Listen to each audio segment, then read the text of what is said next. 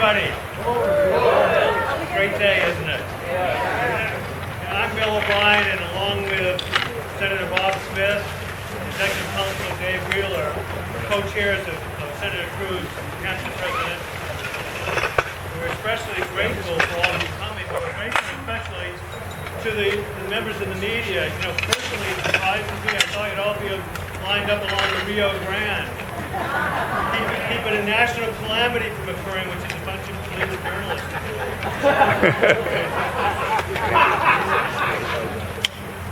You know, and having the press here gives me a personal opportunity. Come down to the podium. Park the crowd, please, folks. Let's step aside. Yeah.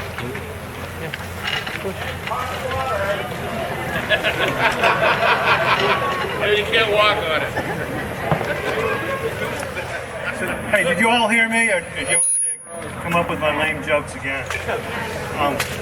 You know, and it's great to have the press here as well, because it gives me an opportunity to ask all of you to remind Hillary Clinton that when she places Republican among the enemies like Islamic jihadists, that really Republican lives matter too. In Hampshire and across the nation, libertarians, members of the evangelical community, conservatives, liberty Republicans, and traditional Democrat voters are coming together to line up behind one candidate.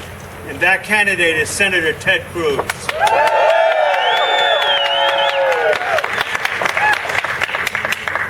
In New Hampshire, the process of vetting conservative choices for Republican voters was formalized by a group called the 603 Alliance. They have now endorsed Senator Cruz. So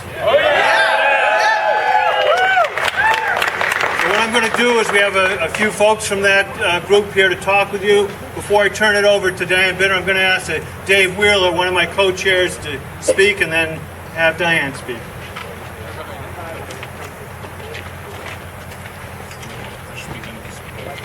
I just wanted to say it's my honor, Senator, to be here and support you today.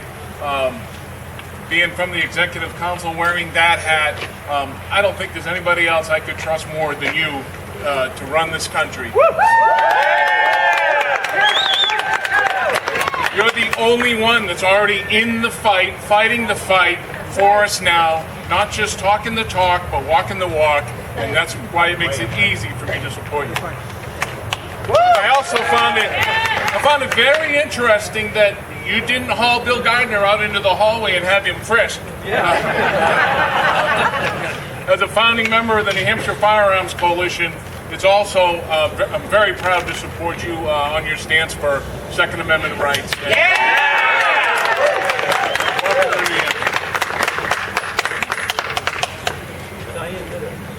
Diane, there you are. Diane Bitter's with the 603 Alliance. Thank you.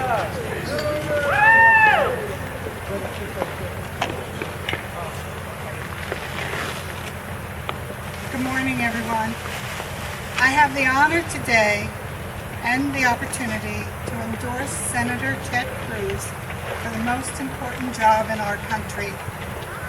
I do this with great joy because I believe that Senator Cruz is the one man who can unify all of us and can restore our constitutional principles to our government. Senator Cruz is a man of great conviction and integrity, and he does what he says he's going to do, as he has proven over and over again, both in Texas and again in Washington, D.C. I have gotten to know Senator Cruz and his family over the last few months, and my admiration grows and grows every time we get together. Senator Cruz's plans for our future are comprehensive and thorough, and I trust him implicitly to bring America back to our level of prosperity and balance. And just to let you know the level of my confidence in this man, believe me when I tell you I would trust him with my grandchildren.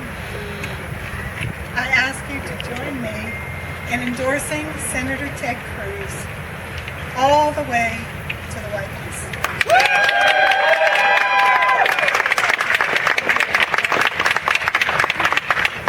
And now I want to call up Jack Kimball, former chairman of the New Hampshire Republican Committee, to say a few words. Jack. Yeah. Thank you, Diane. Live free or die. That epitomizes this man. There's no question about it. I've been watching with extreme interest everything that's been happening. For death is not the worst of evils. Let's be honest, we have a lot of good candidates. There's no question about that. But there's only one, in my view, that really stands tall, that has been fighting for our Constitution, for the Second Amendment, for life, which is critically important. That's a no-starter if you're not fighting for that. No question. But Senator Ted Cruz, people talk about some of the other candidates being outsiders. People like Donald Trump and Ben Carson. Good man. But the real outsider is Senator Cruz. He has been there fighting the good fight for us and on our behalf every single day that he's been there. He's proven his mettle and that he's proven he's a leader. And on a smaller scale, real quickly, if you all were watching, I'm sure you were, the last two debates, you also saw the CNBC debate. And I scared the bejesus out of my wife because as soon as he went after the press, I jumped out of the chair and I screamed, yes! Finally!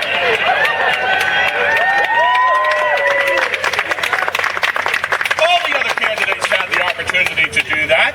They chose not to, for whatever their reasons were. This man is a leader. He chose to do something about it, and he has changed the dynamic of the entire press culture right now, as far as I'm concerned. So I wholeheartly endorse Senator Ted Cruz for the presidency of this great country. And let's be honest, there's no coming back unless we do it right this time. There is no tomorrow. It's only today. If we're not going to go over the cliff, then this is the man that has to bring us back. Thank you very much.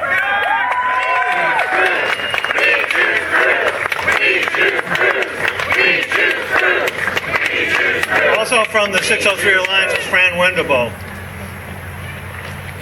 Thank you, Mr. Speaker. I am very honored to formally endorse Senator Cruz today for president as a member of the 603 Alliance. You know, I too would trust you, Senator, with my grandchildren.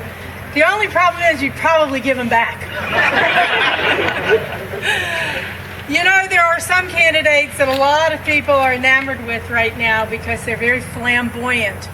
And they're talking about issues that are important to Americans. But you know, when I look at those issues, I know that Senator Cruz has been walking the walk, as Councilor Wheeler mentioned, on these very subjects. He just doesn't do it in a circus atmosphere. But no one has taken a stand and fought harder on immigration, on the growth of government, Second Amendment, the pro-life movement. I know that I don't have to fear what Senator Cruz is going to do, vote-wise or executive-wise. And that's why he's not a very popular guy in Washington. For some reason, the establishment doesn't like him. And that's one of the biggest reasons I like him. He represents the grassroots. He's like you and me. And it's important that we get behind him as grassroots members to raise money. Ted Cruz is one of the few candidates that has been able to raise the money nationwide for a nationwide campaign. Tell that to your friends. He absolutely is on his way to the White House and being our next president. Thank you.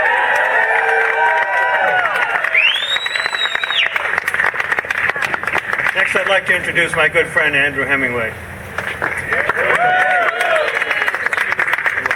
Morning.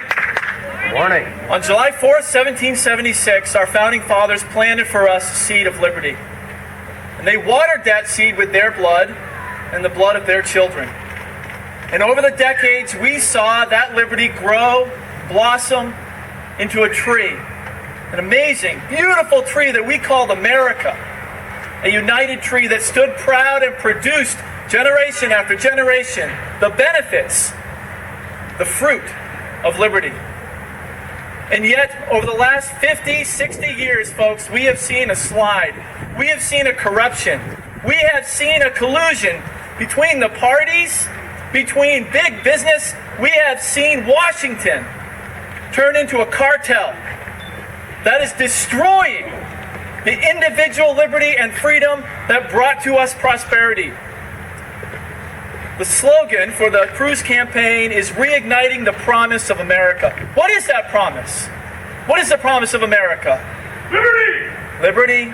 The promise is very, very simply that my children will have the opportunity to create for themselves the future that is better, that is more prosperous, that is more fair than the last generation. And generation after generation should move forward.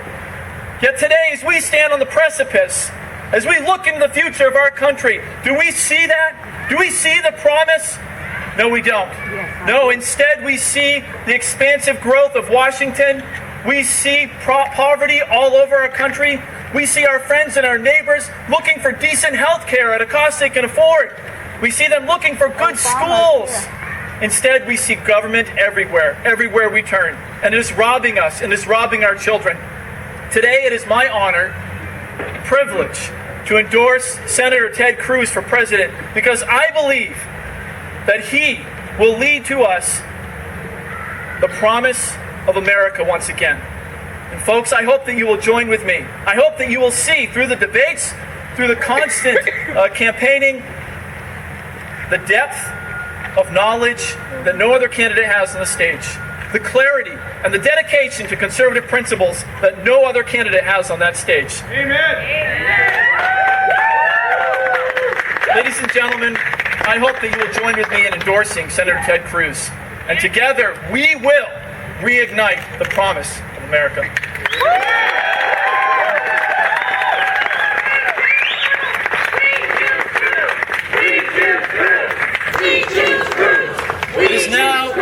It is now my honor to introduce to you Senator Bob Smith.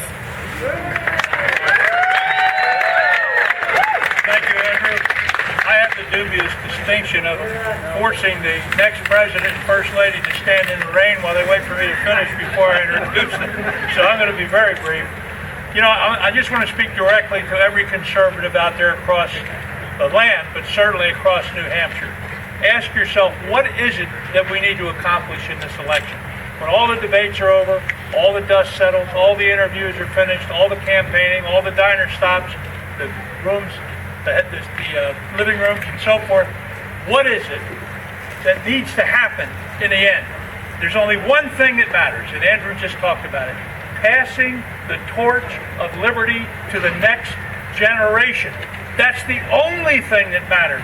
That's our solemn obligation, to pass that torch.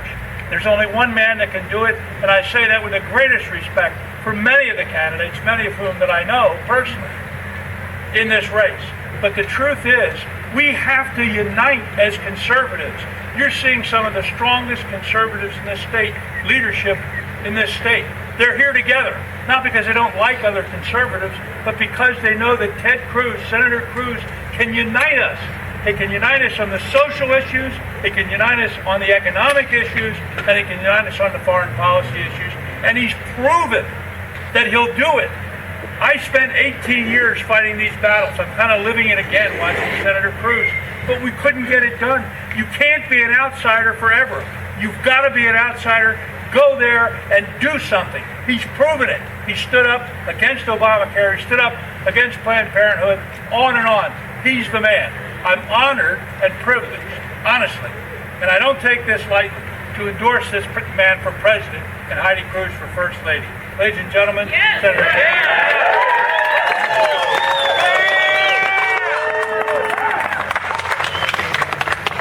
Well, thank you, Bob. Thank you, everyone, for being here. God bless the great state of New Hampshire.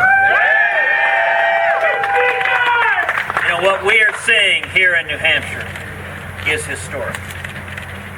For many, many years, Washington has had one object in Republican primaries: divide conservatives. They want a chunk of conservatives over here. They want a chunk of libertarians over here. They want a chunk of Tea Party folks over here. They want a chunk of evangelicals over here. When we're fractured, that's how the moderate establishment candidate of Washington runs up the middle with 23% of the vote, steals the nomination, and then loses the general election. We've seen this movie before. And it ends with the monster from the Black Lagoon coming out. And you know, on that note, I want to thank these very kind protesters who came out to protest Hillary Clinton. You know, they've got signs of the White House with money flying under it and governing under the influence, and I agree, a Hillary Clinton presidency would be a terrible sellout to the big money interests that are undermining the future. We can't return to the cronyism of auctioning our government off to the highest bidder. Who's paying you? Who is paying me? 450,000 Americans all across this country.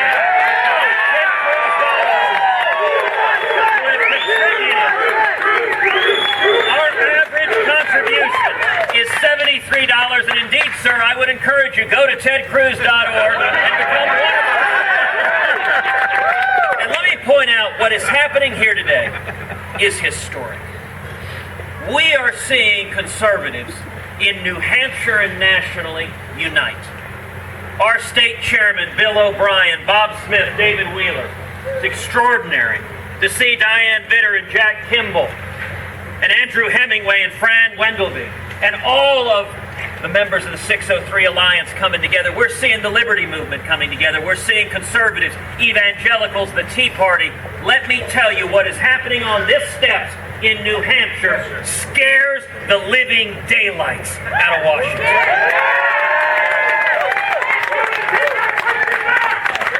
We have seen the disaster of the Washington cartel. You know, some people say they're two parties, but the Washington cartel are career politicians in both parties that get in bed with lobbyists and special interests and grow and grow and grow government and sell the working men and women of America down the road. Yes, exactly right. The Washington cartel supports amnesty.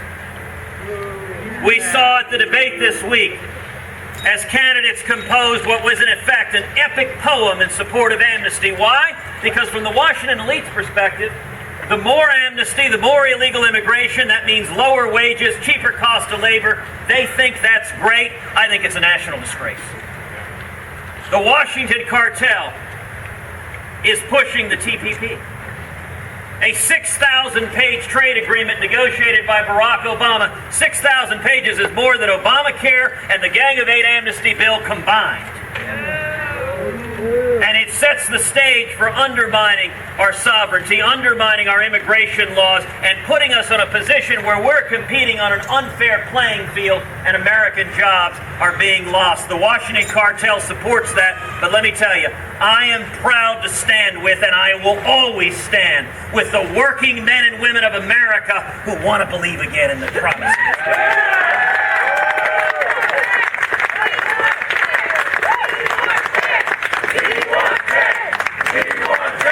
You know, the Washington cartel supports Common Core. If I am elected president, in the first days in office, I will instruct the Secretary of Education. Common Core ends today.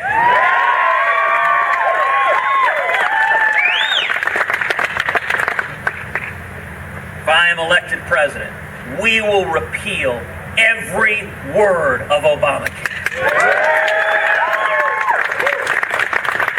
If I am elected president, we will adopt a simple flat tax where every American pays 10%. And you fill out your taxes on a postcard so we can abolish the IRS. That terrifies the Washington cartel. The IRS is one of their most important enforcers. It's where the cronyism is handed out. It's where the subsidies are given. It's where citizens are persecuted for exercising their constitutional rights. And let me say this finally. I have spent my entire life fighting to defend the United States Constitution, fighting to defend the Bill of Rights. Heidi and I just filed to be on the ballot here in the state of New Hampshire.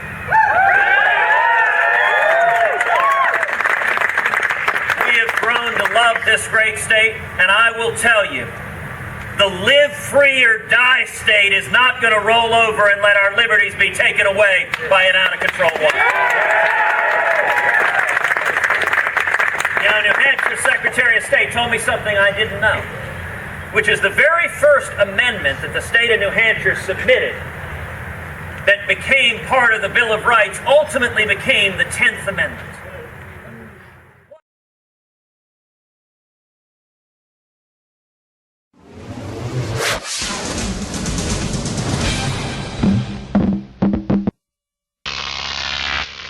Crop TV.